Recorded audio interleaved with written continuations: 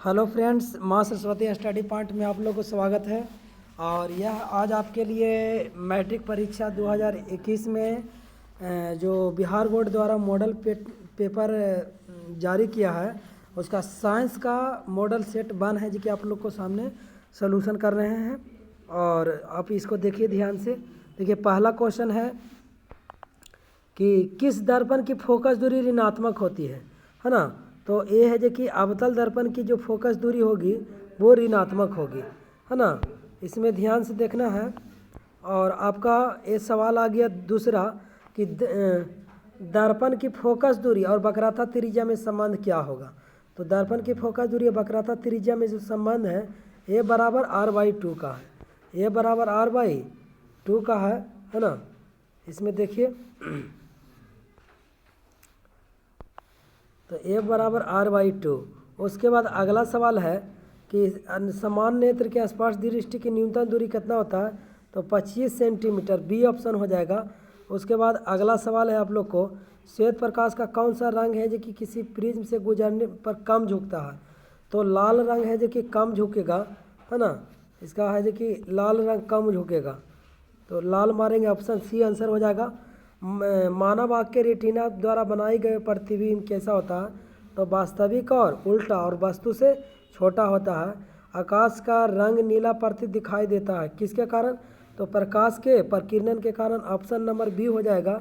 उसके बाद अगला सवाल हम लोग देखेंगे कि किस दर्पण की जो फोकस दूरी है ना, किस दर्पण से वस्तु का प्रतिबिंब बड़ा बनता है। तो किस दर्पण से वस्तु का प्रतिबिंब बड़ा बनता है। तो आप बताइएगा कि अवतल दर्पण से है जो कि प्रतिबिंब क्या होता है, बड़ा बनता है ना। इसका अवतल दर्पण से बड़ा बनेगा।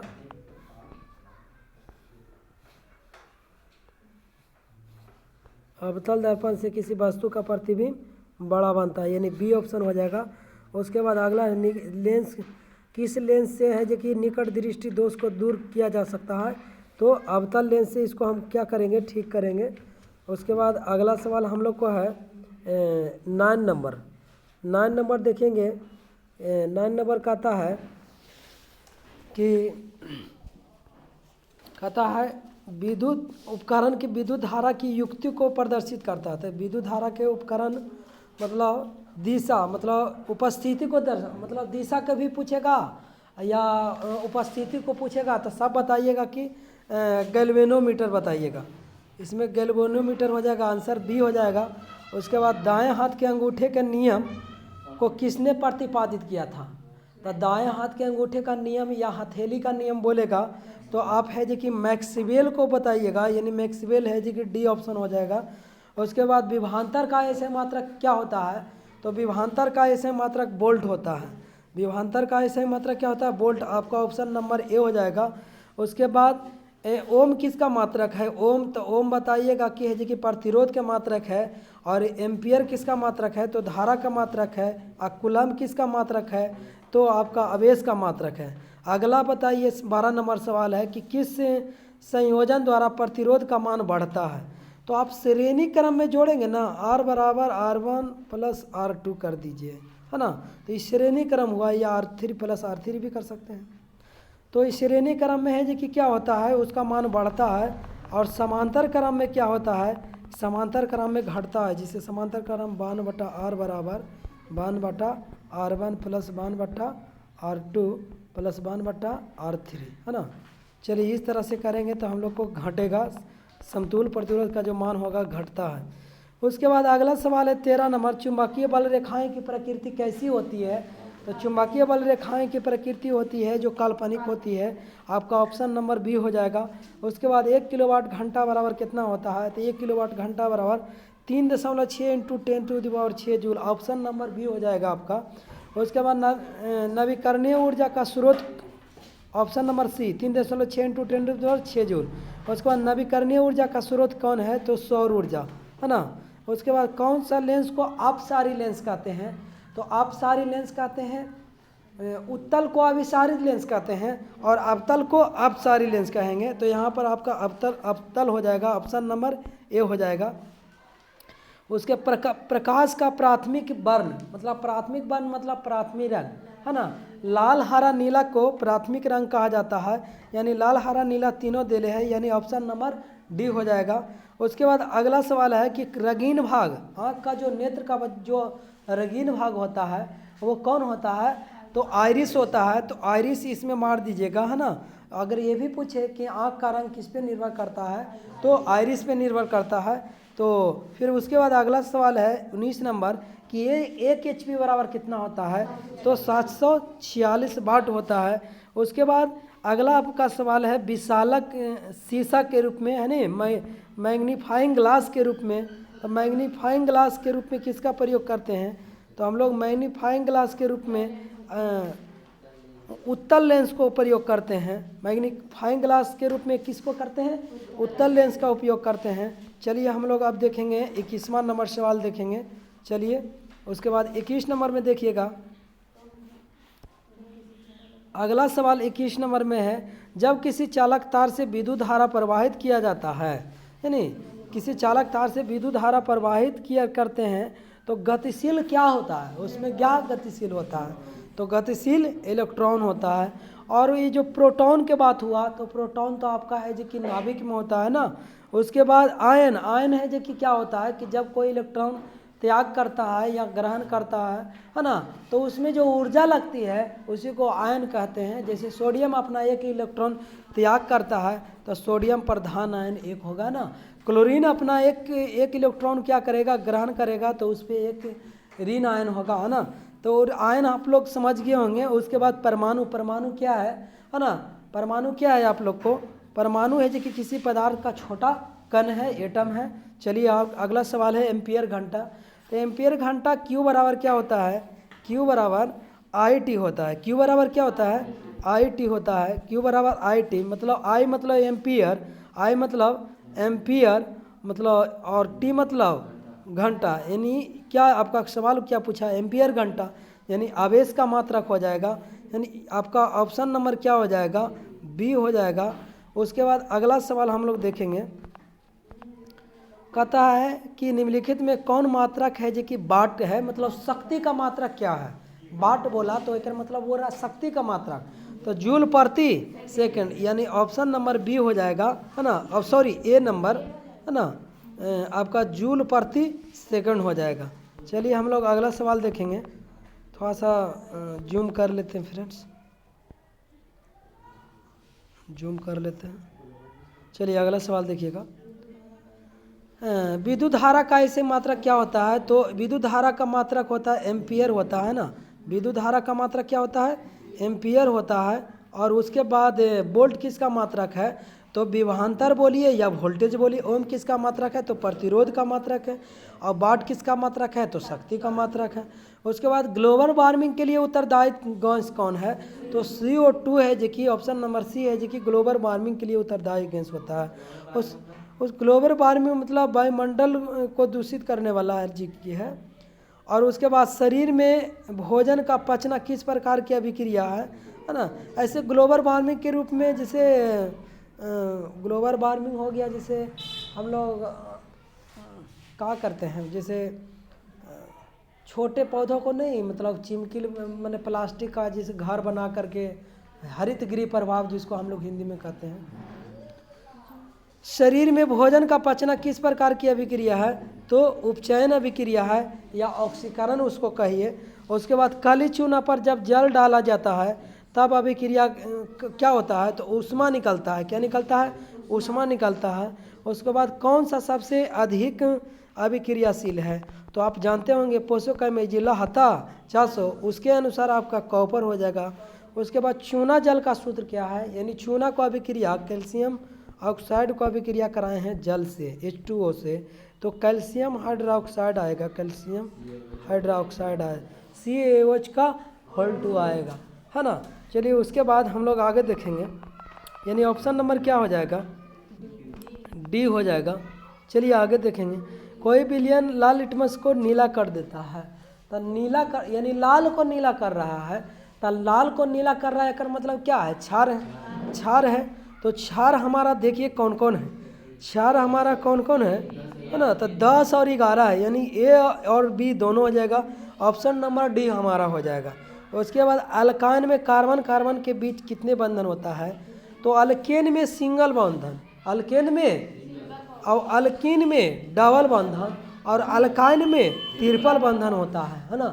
यानी अल्केन में सिंगल बंधन और अल्कीन में डबल बंधन और अल्काइन में ट्रिपल बंधन। तो हमसे पूछा गया अल्काइन, तो अल्काइन हो जाएगा हमारा तीसरा बंधन, यानी ऑप्शन नंबर सी हो जाएगा। उसके बाद ग्लूकोज का आणविक सूत्र क्या होता है? तो C6H12O6। ग्लूकोज ये क्या है? तो ग्लूकोज एक प्रकार का क्या है? कार्बोहाइड्रेट है। क्या है? कार्बोहाइड्रेट है। और अगला देखेंगे, उच्च बसीय अम्ल के सोडियम लवण को क्या कहते हैं? तो साबुन कहते हैं। उच्च बसीय अम्ल के सोडियम लवण को क्या कहते हैं? तो हम लोग साबुन कहते हैं, है ना। और उच्च बसीय अम्ल कहे चाहे उच्च बसीय अम्ल के सोडियम लवण कहे या पोटेशियम लवण कहे, तो वही हम लोग बोलेंगे साबुन बोलेंगे, है ना। तो सोडियम लवण में थोड़ा सा हार्ड साबुन बनता है और पोटेशियम लवण में क्या होता है? उच्च बसीय अम्ल के पोटेशियम लवण में थोड़ा मुलायम साबुन बनता है। चलिए आगे बोलिएगा, CHO अभिक्रियाशील मूलक को क्या कहते हैं? तो CHO अभिक्रियाशील मूलक किसका है बताइएगा, है ना। तो एल्डिहाइड का ऑप्शन नंबर ए हो जाएगा। उसके बाद आगे आप लोग बताइएगा कि आवार सारणी में बाएं से दाएं जाएंगे, बाएं से क्या जाएंगे? दाएं जाएंगे। तो आप बाएं से दाएं जाएगा ना, तो आकार है जो कि परमाणु त्रिज्या आपको घटता जाएगा। आपको क्या होगा? घटता जाएगा। लेकिन ऊपर से नीचे आइएगा तो बढ़ता जाएगा। ऐसे देखिए बढ़ता जाएगा। आपको बना दिए फिगर, समझ में आ जाएगा। चलिए आगे देखेंगे। उसका बाद अगला सवाल है कि इसमें तत्वों के अधातु के जो मतलब सीरीज है उसको बढ़ते क्रम में हम लोग को लिखना है ना। तो हमारा क्या हो जाएगा? ऑप्शन नंबर कौन हो जाएगा? बी हो जाएगा, है ना। उसके बाद आगे हम लोग देखेंगे कितना नंबर सवाल अगला? चलिए 35 नंबर।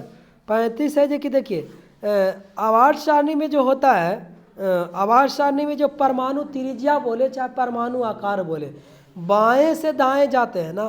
तब बाएं से दाएं जाते हैं तो आपका है जो कि परमाणु त्रिज्या या आकार, परमाणु आकार या परमाणु त्रिज्या है जो कि घटता है। अब कैसे होता है वो आप लोग पीरियोडिक टेबल में थ्योरी में देख लीजिएगा फ्रेंड्स, है ना। नीचे हम नोटिफिकेशन ऐसे डाल देंगे, है ना, देख लीजिएगा क्या।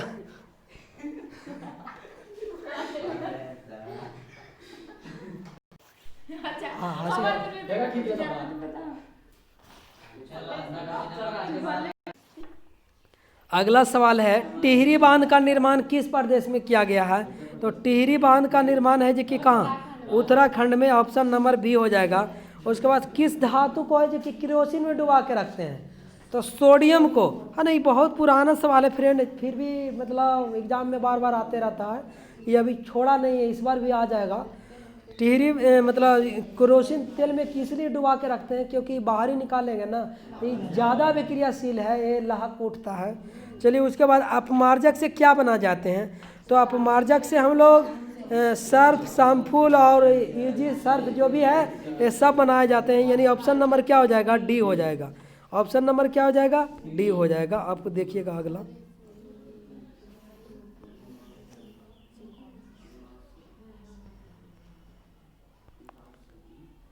चलिए आगे देखेंगे।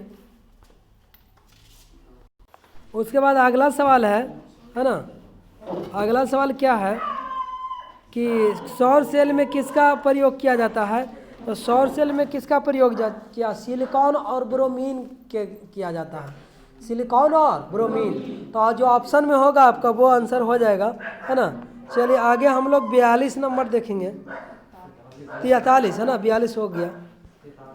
चलिए 43 नंबर देखिए। अगला कहता है कि किसका उपयोग है जो कि ईंधन को खाना बनाने में ईंधन के रूप में नहीं करते हैं? तो है जो कि हम लोग CNG का के है जो कि नहीं करते हैं ना। यानी ऑप्शन नंबर क्या हो जाएगा? ए हो जाएगा। यानी CNG मतलब कंप्रेस्ड नेचुरल गैस, और कंप्रेस्ड नेचुरल गैस है जो कि वाहनों में किया किसको से इसको जलने से है कि प्रदूषण नहीं फैलता है ना, इसीलिए गाड़ी दिल्ली वगैरह या मुंबई में जाइएगा तो जितने भी गाड़ी उड़ी है ना वो CNG से गैस से चलती है। उसके बाद Cu+O2 CuO यानी धातु के साथ ऑक्सीजन का क्या हो रहा है, योग हो रहा है, यानी उपचयन अभिक्रिया या ऑक्सीकरण अभिक्रिया। या दो तत्व है जो कि एक जगह क्या हो रहा है, जुट रहा है, यानी संयोजन अभिक्रिया भी बोल सकते हैं या उपचयन अभिक्रिया भी बोल सकते हैं। क्यों? क्योंकि इस समीकरण में देख रहे हैं कि दो तत्व है जो कि क्या हो रहा है, जुट रहा है ना। और किसके साथ जुट रहा है, तो कॉपर के साथ जुट रहा है ऑक्सीजन, यानी उपचयन अभिक्रिया है, ऑक्सीकरण अभिक्रिया है तो ऑक्सीकरण मारेंगे, तो ऑप्शन नंबर क्या हो जाएगा, ए हो जाएगा। उसके बाद अगला देखेंगे हम लोग कि कौन सा समीकरण संतुलित नहीं है, तो ऑप्शन नंबर ए देखिए कि हाइड्रोजन 2 गो और तीर के दाईं ओर भी 2 गो हाइड्रोजन, क्लोरीन भी 2 गो और यहाँ दाईं ओर भी क्लोरीन 2 गो है, तो ये तो बैलेंस है ये नंबर। चलिए दूसरा नंबर सी नंबर देखिए आप लोग कि हाइड्रोजन 4 गो है, उधर भी हाइड्रोजन 4 गो और ऑक्सीजन के गो 2 गो, इधर भी ऑक्सीजन 2 गो, ये भी बैलेंस है। चलिए अगला देखेंगे, डी ऑप्शन देखेंगे हम लोग, पोटेशियम के गो 2 गो और इधर भी पोटेशियम 2 गो, क्लोरीन के गो 2 गो तो पोटेशियम भी 2 गो और उसके बाद ऑक्सीजन के गो 6 गो और इधर भी ऑक्सीजन 6 गो, यानी 3 गो ए और सी और डी बैलेंस है। तो ऑप्शन नंबर क्या हो जाएगा, ये है जो कि बी वाला है जो कि ये बैलेंस नहीं है ना। चलिए हम लोग वीडियो थोड़ा सा पॉज कर दिए थे, आगे देखेंगे, आगे बढ़ेंगे। कहता है दुर्बल अम्ल कौन है, तो दुर्बल अम्ल हम लोग देखेंगे कि इसमें अच्छा 46 नंबर देखिएगा, उदासीन विलयन का pH मान कितना होता है, तो उदासीन विलयन का pH मान कितना होता है, 7 होता है। और अगला सवाल देखिए 8 है, 6 है जो कि क्या है, ये क्षारीय है ना, और 14 भी क्या है, क्षारीय। कौन दुर्बल अम्ल है, तो दुर्बल अम्ल मतलब कमजोर अम्ल, मतलब 47 नंबर प्रश्न देखेंगे तो दुर्बल अम्ल देखिएगा CH3 सीडबल मतलब साइट्रिक एसिड है ना, जो सिरका में पाया जाता है। और देखिए HNO3 जो ए नंबर में है नाइट्रिक अम्ल, ए में है नाइट्रिक अम्ल और बी में है हाइड्रोक्लोरिक अम्ल जो पेट में पाया जाता है। और ये H2SO4 जो सल्फ्यूरिक अम्ल है जिसे हम लोग अम्लों का राजा कहते हैं, ये सब है जो कि प्रबल अम्ल है, ये सब क्या है, प्रबल अम्ल है। और ये आपका जो एसेटिक अम्ल है मतलब जो है जो कि क्या है, दुर्बल अम्ल है। आपका आंसर हो जाएगा सी, आपका आंसर हो जाएगा सी। चलिए अगला सवाल देखेंगे हम लोग, क्रायोलाइट अयस्क है, देखिएगा आप लोग को पढ़ाया गया है, आप लोग जवाब दीजिए क्रायोलाइट किसका अयस्क है ना, तो क्रायोलाइट किसका अयस्क है, तामा का अयस्क है ना, क्रायोलाइट किसका अयस्क है, तामा का है। चलिए आगे देखेंगे, पोटेशियम की परमाणु संख्या कितना होता है, तो 19 होता है, पोटेशियम के 19। और क्लोरीन किसका होता है, 17 के, 17 किसका होता है, तो क्लोरीन के। और आर्गन 18 के, आर्गन। और कैल्शियम के 20। चलिए आगे का फॉर्मिक अम्ल का IUPAC नाम, जैसे देखिए कोई भी अम्ल होती है ना, उसका कोई भी कार्बनिक यौगिक होती है उसका IUPAC नाम होता है। तो फॉर्मिक एसिड के जो चींटी में पाया जाता है या जो भी जहरीला कीट काटता उठता है तो जिसमें लहर होती है ना, डंक वगैरह, बिरनी हो गया, भुइया हो गया, ये सब सारे के सारे है जो कि इसमें फॉर्मिक अम्ल पाया जाता है। और फॉर्मिक अम्ल को IUPAC नाम में मेथेनोइक अम्ल बोलते हैं। आपका ऑप्शन नंबर है जो कि हो जाएगा ए हो जाएगा। चलिए मेथेनोइक अम्ल। उसके बाद अगला सवाल हम लोग देखेंगे, 51 नंबर सवाल देखेंगे कि इथाइल अल्कोहल का गुणसूत्र यहाँ लिख दिया है ना, एक गलत चीज़ कर दिया है, गुणसूत्र नहीं होगा। इथाइल अल्कोहल का अणुसूत्र बोल सकते हैं या सूत्र बोल सकते हैं, है ना, हाँ तो इसमें मिस्टेक लिखा हुआ है तो अणुसूत्र लिख लेंगे वहाँ। चलिए तो इथाइल पूछेगा ना, तो इथाइल पूछेगा तो हम लोग ध्यान देंगे कि C2H5OH हो जाएगा, C2H5OH। और जो आप ए नंबर ऑप्शन देख रहे हैं वो मिथाइल अल्कोहल का सूत्र है CH3OH। ऑप्शन को आप लोग ध्यान से देखिएगा तो ज़्यादा समझ में आएगा, यानी CH3OH जो ए ऑप्शन है वो मिथाइल अल्कोहल है। क्या कौन अल्कोहल है, मिथाइल अल्कोहल है।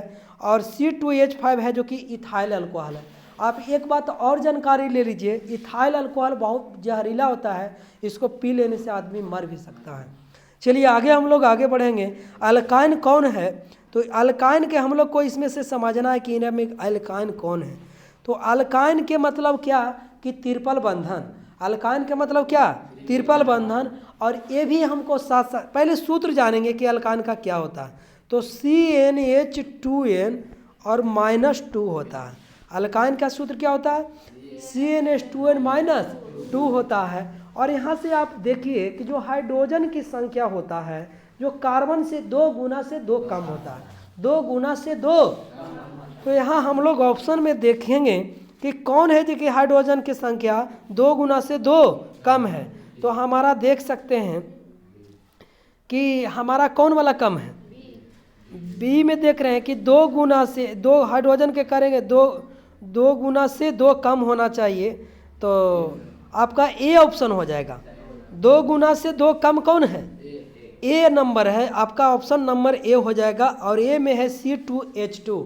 C2H2 एसिटिलीन का सूत्र होता है, C2H2 एसिटिलीन का सूत्र है। और अल्काइन के ये पहला सदस्य है। आपको एग्जाम में पूछ सकता है ना, मैं इंटर में भी बहुत बार पूछा है कि अल्काइन के पहला सदस्य का नाम बताइए। तो पहला सदस्य का नाम है एसिटिलीन, एसिटिलीन जिसका सूत्र होता है C2H2, है ना। चलिए उसके बाद चीनी का रासायनिक सूत्र क्या होता है, तो ये सब जानते हैं कि C12H22O11, ऑप्शन नंबर बी हो जाएगा। उसके बाद आगे हम लोग देखेंगे कि एसिटिलीन हम लोग अभी पढ़े सर कि अल्काइन के है जो कि एसिटिलीन पहला सदस्य है और अल्काइन में ट्रिपल बंधन होता है। तो आपसे यही पूछ दिया सवाल कि एसिटिलीन में कार्बन कार्बन के बीच में कितने बंधन होते हैं। तो आप बता सकते हैं कि अल्काइन के सदस्य है और अल्काइन में ट्रिपल बंधन होता है, तो इसीलिए एसिटिलीन में भी ट्रिपल बंधन होगा। चलिए आगे हम लोग बढ़ेंगे। अगला सवाल है कि श्वसन के दौरान हाँ अच्छा ठीक ऐसे को चलिए देखिएगा। अगला सवाल है श्वसन के दौरान कौन सी गैस निकलती है ना। अच्छा ठीक 55 सॉरी फ्रेंड्स 55 श्वसन के अध्ययन के लिए उपयोग की जाने वाली बीज है। तो अंकुरित बीज है ना, श्वसन के लिए यही काम करेगा। सूखे बीज से क्या श्वसन मिलेगी आप ही बताइए। उबाल दीजिएगा बीज को तो उसको श्वसन मिलेगा, और उसको कुचल दीजिएगा तो और श्वसन मिलेगा उसको कि वह मर जाएगा। वो मानव वृक्क की प्रणाली एक हिस्सा है। तो मानव वृक्क की प्रणाली हिस्सा है किसका, तो उत्सर्जन। वृक्क मतलब होता है किडनी, वृक्क का मतलब होता है किडनी। अब ये भी पूछेगा वृक्क में एक डायलिसिस होती है, क्या होती है, डायलिसिस। और डायलिसिस कहाँ होता है, नेफ्रॉन में। और नेफ्रॉन कहाँ होता है, किडनी में। कहाँ होता है, किडनी में। तो कहेगा डायलिसिस का काम कहाँ होता है, तो नेफ्रॉन रहे या किडनी रहे वो मार दीजिएगा। डायलिसिस का मतलब होता है ब्लड को साफ करना। डायलिसिस का मतलब होता है ब्लड का साफ करना। आप लोग अगर 1 महीना तक लगातार आप वीडियो को अगर ध्यान से देखते रहिएगा और अपना गैस लेकर के बैठ करके सुन लीजिएगा तो आपका एक भी क्वेश्चन वहाँ नहीं छूटने वाला है। यानी 40 में 40 मारिएगा। मैथ का भी सोल्यूशन करेंगे तो साइड में आपका सोल्यूशन करके हम बता देंगे।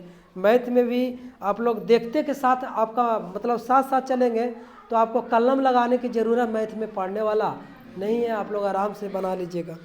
चलिए आगे देखेंगे। अगला सवाल है एसिटिलीन में कार्बन कार्बन के बीच सहसंयोजन बंधन कितना होता है। तो एसिटिलीन में कार्बन कार्बन के बीच अभी बताएं कि कितना होता है, 3। श्वसन ये बता दिए, वृक्क बता दिए। पौधे में जाइलम निम्नलिखित में किसके परिवहन के लिए काम करता है। तो जाइलम है जो कि जल के परिवहन करने का काम करता है। जाइलम क्या करता है, जल के परिवहन करने का कार्य करता है। उसके बाद हम लोग आगे देखेंगे कि श्वसन के दौरान कौन सी गैस निकलती है। तो ये तो बच्चा भी मारेगा ना कि कार्बन डाइऑक्साइड निकलता है ना। और उसके बाद जाइलम वाला क्या होगा, जाइलम पानी को अति करता है ना। और उसके बाद फलों के पकने में पकने में नियंत्रण किसको करते हैं, तो एथिलीन को, है ना। एथिलीन को पकने में नियंत्रण करते हैं। जब पक रहा है एक भाई जिसे एक सिस्टमेटिक ढंग से पकना चाहिए, इन्हें कि जैसे तैसे पक जाएगा तो फिर वो मतलब दिक्कत हो जाएगा। और फलों को पकने के लिए किसका इस्तेमाल किया जाता है? तो एसिटिलीन का, जो अभी हम लोग हल्ला कर करके पढ़ रहे थे। एसिटिलीन का कहेगा फलों को पकने के लिए किसका इस्तेमाल किया जाता है? तो एसिटिलीन का भी किया जाता है इस्तेमाल, है ना। उसके बाद एसिटिलीन का कभी कभी वेल्डिंग में भी इस्तेमाल करते हैं। न्यूरॉन का वह हिस्सा जहाँ जानकारी हासिल की जाता है, तो जानकारी कहाँ मिलती है? डेंड्राइट में ना। किसका है? डेंड्राइट में। और उसके बाद आपातकालीन हार्मोन क्या है? तो एड्रीनल हार्मोन है। एड्रीनैलिन इंग्लिश में लिखा है ना, इंग्लिश में लिखा है एड्रीनैलिन, लेकिन एड्रीनल हार्मोन होता है। उसके बाद आगे देखेंगे कौन सी अनैच्छिक क्रिया है। तो अनैच्छिक मतलब अपने आप, मतलब जान करके, हम माने जानबूझ करके वो काम करे, तो चबाना, है ना। ऐच्छिक मतलब अपने आप को। तो देखिए उल्टी, तो ये मतलब अटेंडम हो सकता है, मतलब कोई शौक से तो नहीं उल्टी करेगा, है ना, ये हमारा उल्टी करे का मन करता, ऐसे थोड़ी करेगा। अत्यधिक लार निकलेगा, ये सब ऐच्छिक क्रिया है ना। और उसके बाद दिल की धड़कना, तो दिल की धड़कना है जी कि क्या है? दिल की धड़कना ना, दिल की धड़कन, है ना। दिल की धड़कन है जी कि कौन क्रिया है? तो ये भी ऐच्छिक क्रिया है। चलिए हम लोग आगे बढ़ेंगे।